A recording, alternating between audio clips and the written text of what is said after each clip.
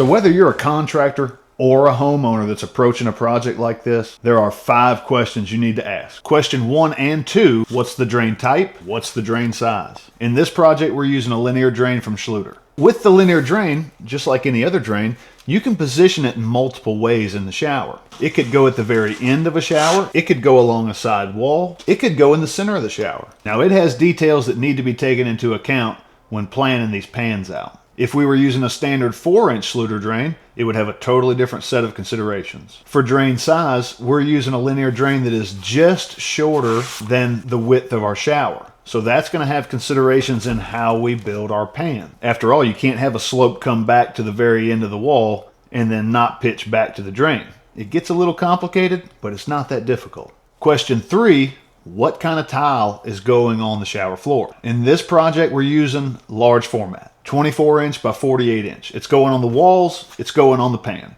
That makes our life a lot simpler with a linear drain, because what we're going to do is we're going to build a single slope pan. That means the entire width of the shower will slope in a single plane back towards the drain, and that large format tile will just be nice and straight. There's no bowl, there's no oval, it's just a straight shot back to the drain. Question 4 is subfloor type. Now, you're going to encounter 2 different subfloors typically.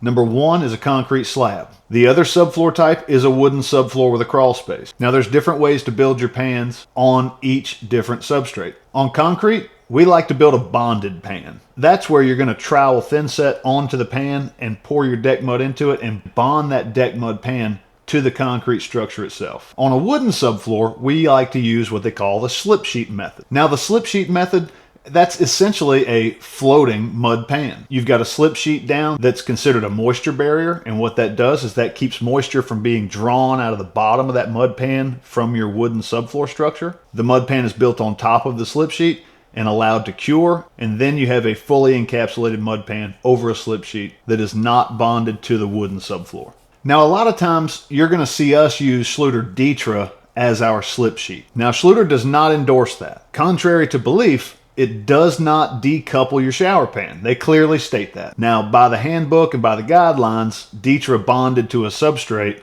is not considered a slip sheet because it doesn't slip, but it does serve as a moisture barrier, and that's pretty much it. But we feel comfortable using it as our underlayment for our mud pans, so that's what we do. Question 5, when do you need wire? Now, you hear a lot of things about wire mesh in a mud pan. Here's the deal. If you build a bonded mud bed to a concrete subfloor, you don't need wire. If you're building a slip sheet mud bed on a wooden subfloor, most of the time you don't need wire. When the overall footage of the pan breaches 65 square feet, that's when you need wire. Now, we'll show you how to build a wire reinforced mud bed in another video. We're just going to keep it at a slip sheet, no wire mesh mud bed for this project in particular.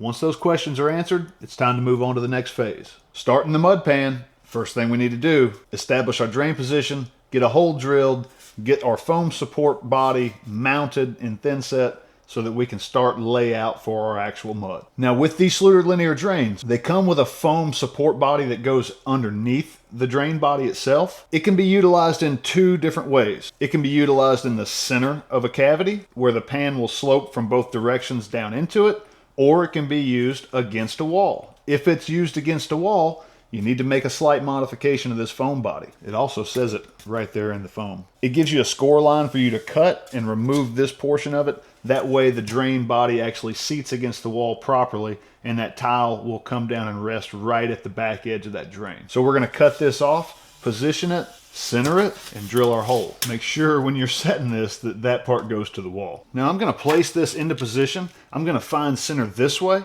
and then I'm going to establish my drain center, and then we're going to drill a hole. Now, the hole size for your drain is critical. It's critical in the sense that if you go too big with the hole, you don't have enough support under the channel body. It could break loose and fail because of flex. Schluter provides a template cutout for that drain hole. It's 4 5/8 of an inch. That gives you enough clearance for you to adjust that fernco and attach. It also keeps it restricted enough that you've got plenty of support. Now we're using a 4-inch hole saw bit because we have access from below. It's going to be a lot easier for us to attach our Fernco. So I like the smaller the better when it comes to hole size. So let's get this drilled, get our foam body attached with thinset, and start planning out our mud bed. All right, so I've got a nice bed of thinset down. I'm going to place this foam body into the thinset. Here I'm just making sure that this foam body is pressed against the curb completely. Now once I get my thinset bed in, I've got this rested against the curb completely.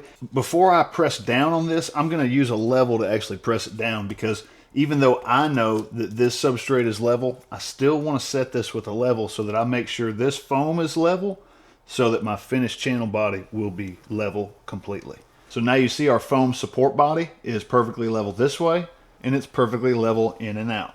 That's the foundation. That's very critical. Make sure it's right. Now let's plan our mud. So with our foam support body in place, let's talk mud pan math. Now here's the numbers you need to know. 1/4 inch per foot of fall. What that means is the furthest distance from the drain should be measured. We're at 4 foot 4 inches. So we're gonna factor 1/4 of an inch per foot of travel. So 4 feet plus a few inches, we'll call it 4 feet. That's 1 inch. That means we need to have 1 inch of fall from this wall to this drain body. The way we'll calculate that is, number one, we'll measure the height of the foam body, which is 3/4 of an inch. From that point, we'll go to this wall furthest away from the drain and mark 1 3/4 inches. Now I'm going to be using the Mortar Lock Ledger from tilecoach.com again, and it's going to establish our screeding plane across that wall. So I've got my point marked. I'm going to peel the sticky backing off of the Mortar Lock Ledger, and then I'm going to use my level, position it in place. Now what that's going to do is that's going to allow us to have a perfectly flat and level screeding plane from point A to point B. The mud will actually lock into that ledger through that channel and underneath it, and this will stay after the mud pan is built. It's a handy little tool. So we've got our Mortar Lock Ledger in, we've established our perimeter lines, we understand what our slope's going to be, how we're going to attack it. So let's go make some mud and make it happen. So there's typically 3 ways to mix mud. We'll use a tub and a hoe, where you pour the bag into the tub, you add your water, and then chop and hoe that mud until it's ready. You can put a bag into a thick mill contractor trash bag, add your water, seal the top, and then shake it to mix it. That's a good option. But the option that we take on a regular basis is a bucket and an auger. It's become our favorite method. We've cut the tops off of 2 other buckets so that we can extend our bucket. We'll add the bag of mud to the bucket. Typically we'll layer it with water and mud, water and mud, water and mud, and then we'll run that auger through it, and you get a perfect mix every time. Now see, with that auger, there's no question. That texture comes out perfect. You can see I've got a nice wet sand mix that, when compressed, holds together, but whenever I penetrate it with my finger, it collapses and falls apart. That is the perfect mix. All right, so we've got our mud, and what we're gonna do first is I'm gonna take that mud and I'm gonna pack it into my Mortar Lock Ledger. That way I can establish my initial screed point. I'll get it tamped in, I'll get it set. All right, so that's easy, right? We packed it into the Mortar Lock Ledger. We don't even have to think. We know it's right. So it's packed in. Next step is we're gonna establish our point A to point B line with mud, screed it down, then we're gonna fill this cavity in and just follow that line. So now from this point, I'm gonna take my level and I'm gonna place it along that Mortar Lock Ledger and kind of see what my pitch is. You see how I've got it built up pretty high here. And now what I'll do is I'll start screeding that down just a little bit until I can see that nose of my level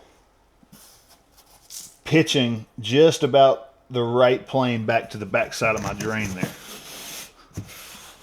I'm following this plane of my level down to the back side of my foam body here. I can also see that I'm nice and flat here on my level to the mud.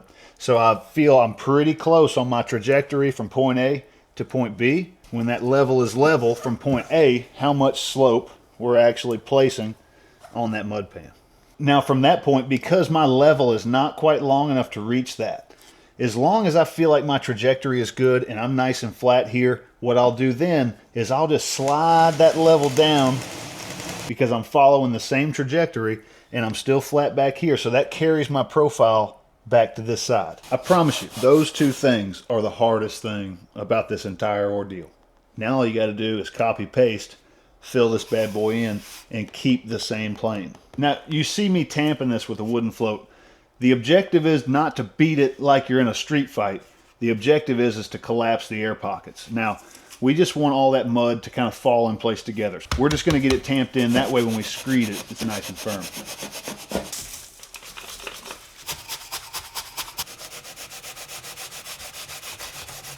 So once you've finished packing, screeding, and get it just like you want it, the last thing that I'm going to do is I'm going to take a steel trowel and I'm just going to smooth it. It doesn't have to be perfect. I'm just sealing those cells so that you get a nice smooth finished surface once it cures. So to recap, we established our drain placement, we understood our foam support tray, we drilled our drain hole, we established our point A to point B, we installed the mortar lock ledger, we filled that with mud, we got our point A to point B filled with mud, we filled the field, we screeded, we tamped, we smoothed. That's all it took. It's a little thinking, a little forethought, some planning, and a little execution. We're going to let this cure overnight. We'll come back in tomorrow and we will waterproof this entire system. We'll install the drain, we'll waterproof the pan, we'll install our Kerdi banding, and this thing will be ready for tile.